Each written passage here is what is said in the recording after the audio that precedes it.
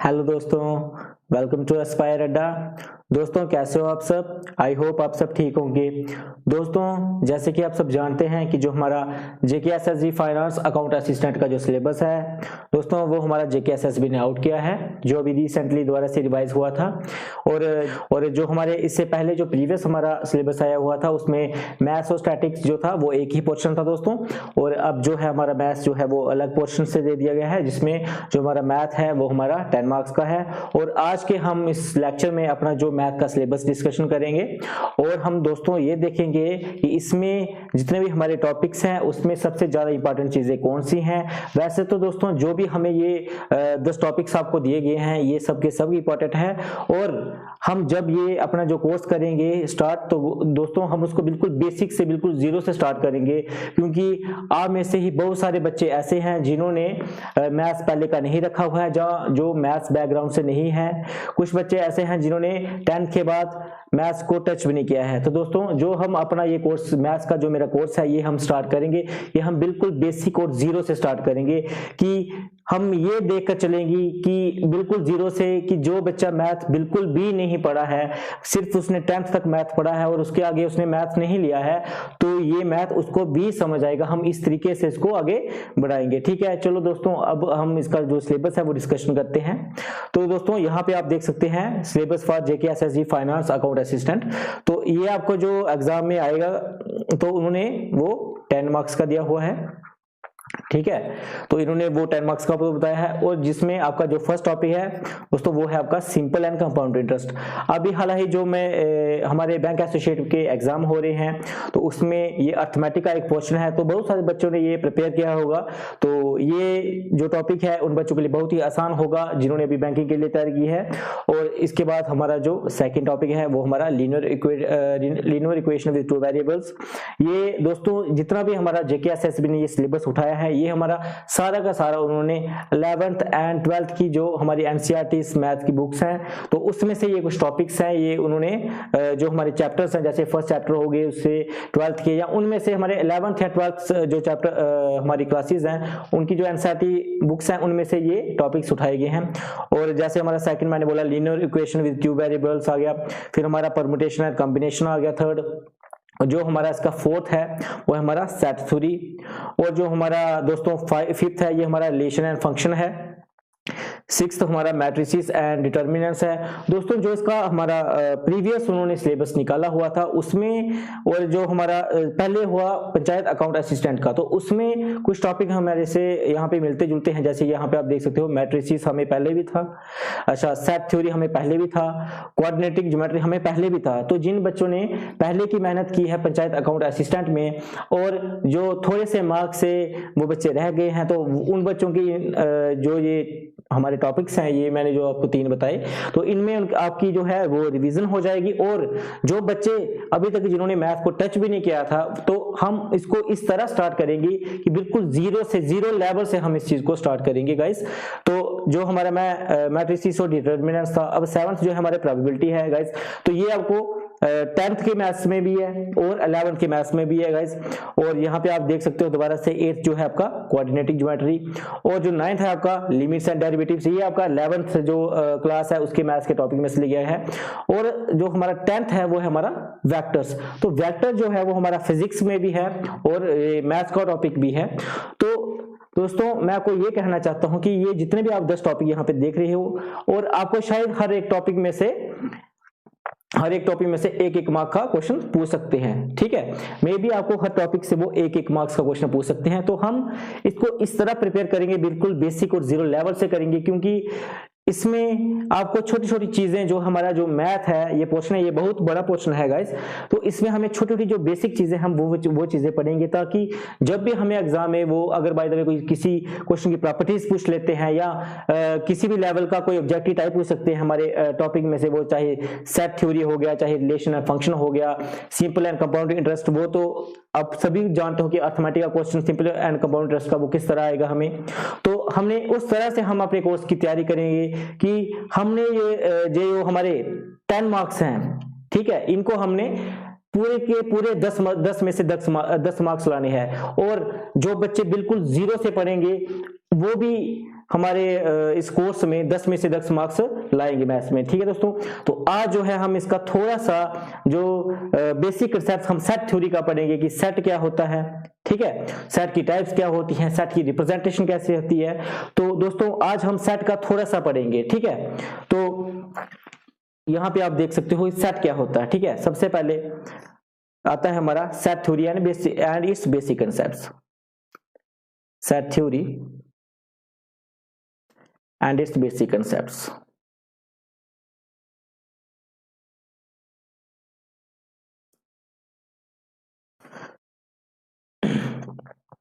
तो दोस्तों सबसे पहले हमें पता होना चाहिए सेट क्या होता है। ठीक है, पहले और हम इससे पहले हम ये पता करेंगे कि सेट की नोटेशन कैसे करते हैं, रिप्रेजेंटेशन कैसे करते हैं। तो दोस्तों हम जब भी कोई सेट लिखते हैं तो उसको हमेशा कर्ली ब्रैकेट्स के अंदर लिखते हैं। ठीक है, इसकी जो नोटेशन है दोस्तों वो हमारी कर्ली ब्रैकेट्स के अंदर होती है। मान लो हमें कोई सेट लिखना है। ठीक है, मान लो एक मैंने सेट लिखा, मान लो फॉर एग्जांपल मैंने एक सेट लिखा 1 2 3 4 एंड 5। अब दोस्तों मैंने इसको ब्रैकेट्स के अंदर नहीं रखा हुआ है तो ये सेट नहीं कहलाएगा। ठीक है, जब मैं इसके यहाँ पे और यहाँ पे कर्ली ब्रैकेट्स डाल दूंगा तो इसका मतलब है ये एक सेट गिना जाएगा। ठीक है, इसको क्या बोले हम सेट बोलेंगे। ऐसे ही दोस्तों टाइप्स ऑफ सेट जो होती हैं वो हमारे इवन नंबर का सेट हो सकता है, ऑड नंबर का सेट हो सकता है, नेचुरल नंबर का सेट हो सकता है गाइस, रैशनल नंबर का सेट हो जाता है, इरेशनल नंबर का सेट होता है। तो दोस्तों ये जितने भी नंबर्स हैं, जिन बच्चों को नहीं पता है कि रैशनल नंबर्स क्या होते हैं, जिन्होंने पहले का जो मैं उन बच्चों की बात कर रहा हूं जिन्होंने 10th के बाद मैथ को टच भी नहीं किया है और वो जो चीजें जो है छोटी छोटी बेसिक चीजें जो हैं वो भूल चुके हैं, तो मैं उन सभी के लिए ये जीरो से पढ़ाऊंगा कि नेचुरल नंबर्स क्या होते हैं, इंटीजर्स क्या होते हैं और इनको डिनोट किससे किया जाता है, रैशनल नंबर्स क्या होते हैं, इरेशनल नंबर्स क्या होते हैं। तो आपको बिल्कुल भी घबराने की जरूरत नहीं है कि हमें मैथ्स नहीं आता है और ये जो मैथ के टॉपिक्स हैं वो हमारे 10 के 10 किस तरह करेंगे। तो मैं उनको दोबारा बताना चाहता हूं कि आप बिल्कुल नहीं डरिए, हम बिल्कुल जीरो से बेसिक लेवल से स्टार्ट करेंगे। जो ये आप हमारा सेट थ्योरी देख रहे हैं इसमें जो है हम अपना सेट बिल्कुल बेसिक से पढ़ेंगे। जैसे मैंने आपको बताया सेट क्या होता है, सेट की नोटेशन हम कर्ली ब्रैकेट से करते हैं। ठीक है, और मान लो हमने कोई जैसे मैं आपको हम सेट को नंबर्स में ही नहीं अल्फाबेट्स में भी लिख सकते हैं। ठीक है, मान लो मैंने वॉवल्स नंबर का सेट लिखना है फॉर एग्जांपल। ठीक है, एग्जांपल ले लिया मैंने वॉवल का सेट,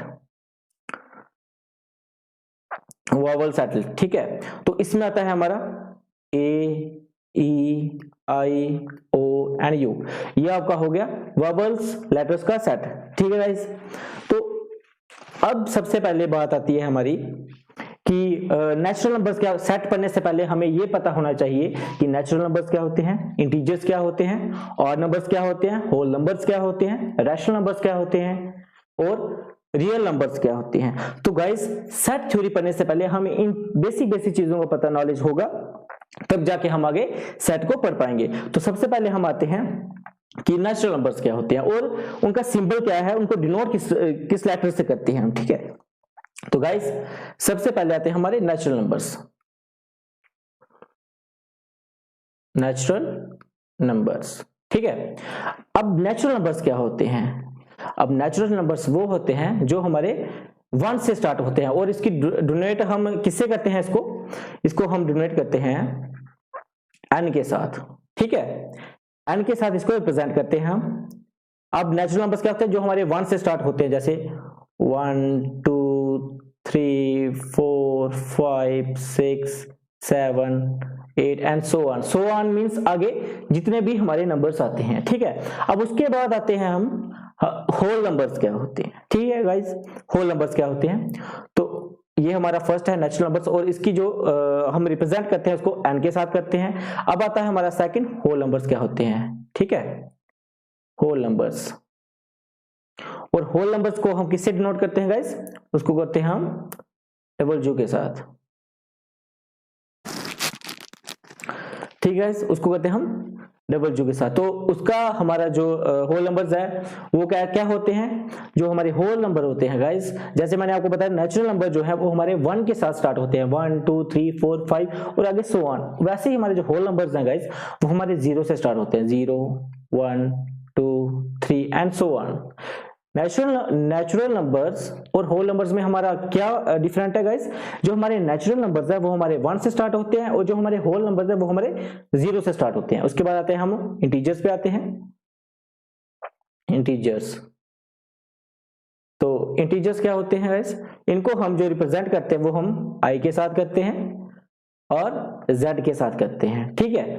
तो गाइस आपको ये छोटी छोटी चीजें याद रखनी है कि किस नंबर को हम कौन से लेटर से रिप्रेजेंट करते हैं, क्योंकि आगे जब हम सेट पढ़ेंगे तो इसकी कुछ टाइप्स होती हैं, जैसे इसको कुछ रिप्रेजेंटेशन होती है, रोस्टर फॉर्म होती है, सेट बिल्डर फॉर्म होती है।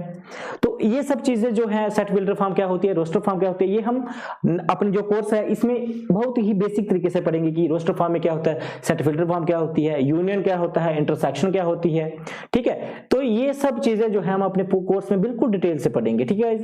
तो अब यहाँ पे आप देख सकते हो इंटीजर्स। अब जो का इंटीजर्स है गाइस, तो इंटीजर्स आपको मैंने बताया आई और जेड के साथ रिप्रेजेंट करते हैं। और इंटीजर्स होते क्या है हमारे, ये हम लिखते हैं इंटीजर का सेट। सेट को मैंने जैसे बताया कर्ली ब्रैकेट्स के अंदर रखेंगे हम, ठीक है। अब मान लो इंटीजर्स जो होते हैं हमारे वो नेगेटिव नंबर्स भी होते हैं और पॉजिटिव नंबर। फॉर एग्जांपल हम एक सेट्स की मदद से हम इसको समझेंगे।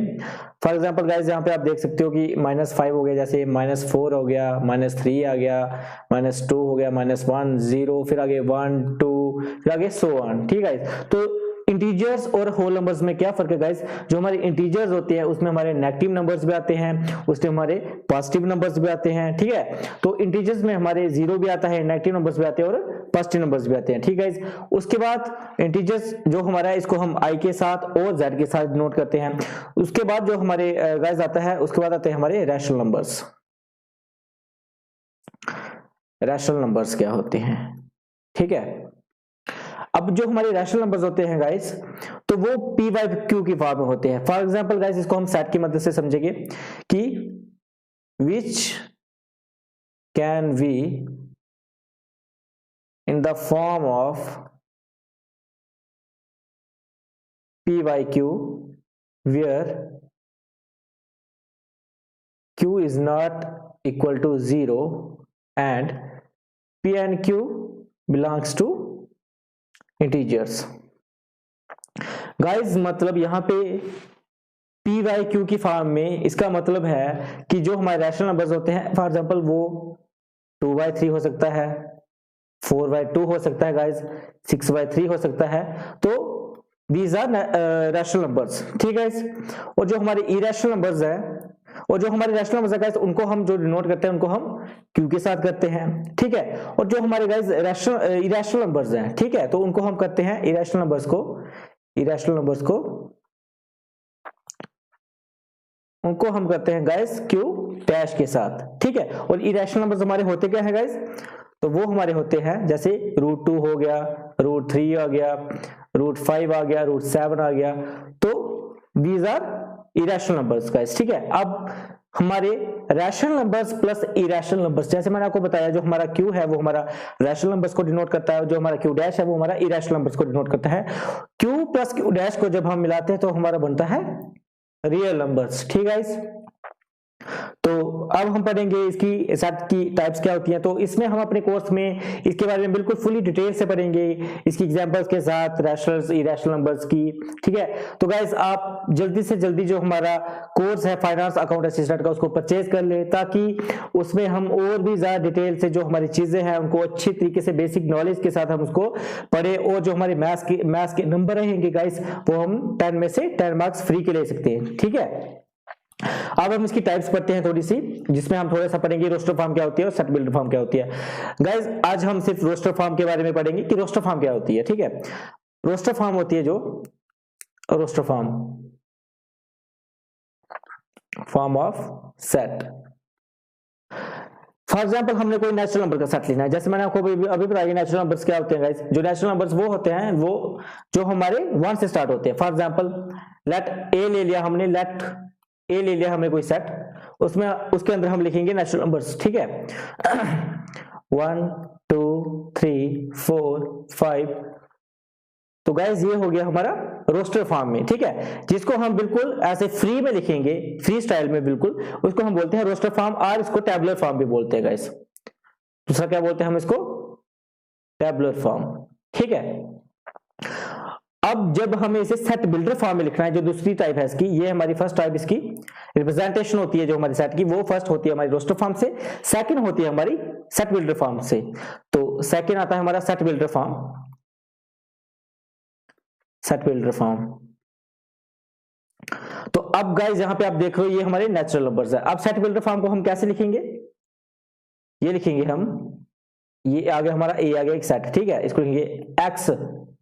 एक्स मींस जितने भी एलिमेंट्स हमारे इसमें है, ए सेट में जितने भी हमारे एलिमेंट्स हैं जो अपने रोस्टर फॉर्म में लिखे हुए हैं, ठीक है।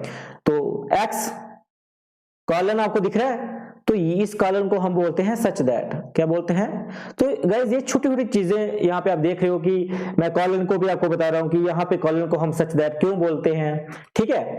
तो ये छोटी छोटी चीजें जो आपको पता होनी चाहिए, ठीक है। तो जैसे एक्स सच दैट, तो एक्स बिलोंग्स टू, तो ई यहाँ पे आप देख रहे हो, तो इसको हम बोलते हैं बिलोंग्स टू। बिलोंग्स टू मतलब जैसे कि आपको जब आप कहीं पे जाते हो तो आपको कोई भी पूछ सकता है कि आप कहाँ से बिलोंग करते हैं, जब मैं कश्मीर से बिलोंग करता हूँ, मैं जम्मू से बिलोंग करता हूँ। तो ऐसे ही यहाँ पे जो एक्स है, एक्स के एलिमेंट्स है वो हमारे नेचुरल नंबर को बिलोंग करते हैं, किसको, X belongs to natural numbers, ठीक है। तो गाइज ये हो गया हमारा सेट बिल्डर फॉर्म, ठीक है, सेट बिल्डर फॉर्म। तो गाइज आज के लेक्चर में हमारा इतना ही था। बाकी हमारा जो कोर्स रहेगा मैथ्स का, जो सब इंस्पेक्टर का कोर्स रहेगा, चाहे वो असिस्टेंट कंपाइलर का रहेगा, चाहे फाइनेंस अकाउंटेंट असिस्टेंट का रहेगा, उसमें हम जो अपना मैथ्स है उसको बिल्कुल बेसिक और जीरो से पढ़ेंगे। तो आप जल्दी से जल्दी जाके जो मैथ्स का कोर्स है उसको परचेज कर लें, और जो अपने मैथ्स के जो आपके मार्क्स है वो 10 में से 10 मार्क्स जो आपके पूरी गारंटी के साथ आएंगे, ठीक है। अगर कोई बच्चा बिल्कुल जीरो से पढ़ेगा, जिसको मैथ्स के बारे में बिल्कुल भी जीरो नॉलेज है, अगर वो भी इस कोर्स को ज्वाइन करेगा गाइस, तो वो 10 में से 10 मार्क्स ले सकता है अगर वो अच्छे से प्रैक्टिस करेगा, ठीक है। तो आई होप आपको ये वीडियो अच्छी लगी होगी, ठीक है। तो आज के लिए बस इतना ही, थैंक यू सो मच।